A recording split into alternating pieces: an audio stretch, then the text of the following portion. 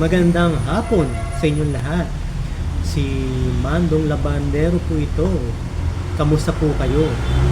Andito na naman ako, hindi upang magbigay ng pika-pikang balita patungkol sa Itbulaga at sa showbiz, kundi mag-react lang tayo sa Itbulaga kaninang tanghali.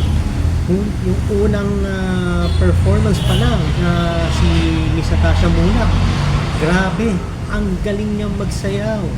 Talagang lutang na lutang yung talentong nakuha niya sa kanyang mga magulang.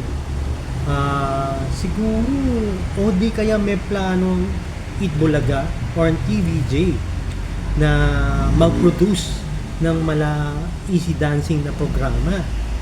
Tapos kunin nila si Miss Natasha Mulak as host. Mukhang maganda yun, ano?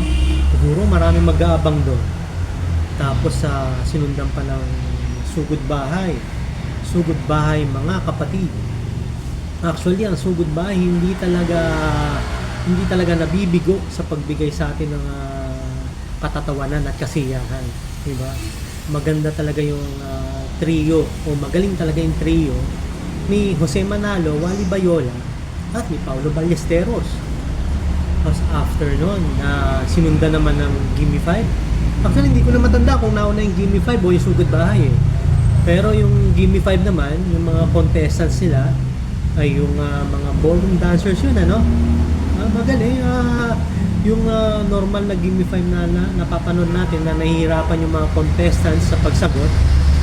Ayun. Tapos sinundan naman ng Dear Itbulaga na kung saan nakaka-touch ano, dahil parang ikinasal ulit yung napili nilang letter sender.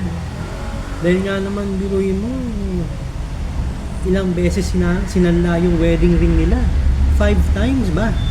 Tapos yung pang-5 beses hindi na nakuha.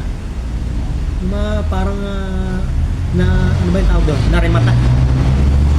So tapos kinasal ulit sila ni Father. Yung nakakatuwa at saka nakaka-touch yung segment na yun. Tapos eto na yung therapy. Actually na hula ako na yun kahapon na si Ryan Agoncillo, Miss Alan Kay, tapos Jowa Pao ang lalabas dyan as singing gays pa nga sabi ko pero singing girls pala magiging tawag nila. Enjoy kasi okay din si Mr. Mark Logan.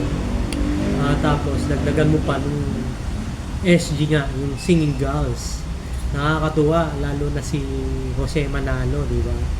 Riot talaga. Sana maging lagi nating mapanood tong singing girls sa Itbulaga. Maski once a month, diba? Dahil meron pa yung dancing queens o baka mamaya makaisip na naman sila ng iba pang makakatapat na singing queens na pwedeng mag-rotate kasama ng dancing queens, singing girls at saka ng singing queens, diba? Kaabang-abang lagi ang Itbulaga. Pero abangan natin for next week yung Lenten presentation nila na ilang taon natin hindi napanood. Ngayon lang ulit nagbabalik, kaya abangan natin yan, guys. So hanggang dito na lang muna, guys. Salamat sa inyong lahat sa panonood sa aking munting vlog with maingay na background. Hayaan nyo pagka medyo nakaluwag-luwag, naka-NL tayo ayusin natin yung setup natin. So hanggang dito na lang muna, guys. Paki-like and share this video. Tapos mag-subscribe na rin sa aking channel. Tapos paki-hit yung notification bell for future uploads alert. So hanggang dito na lang, guys. Salamat and God bless. Bye.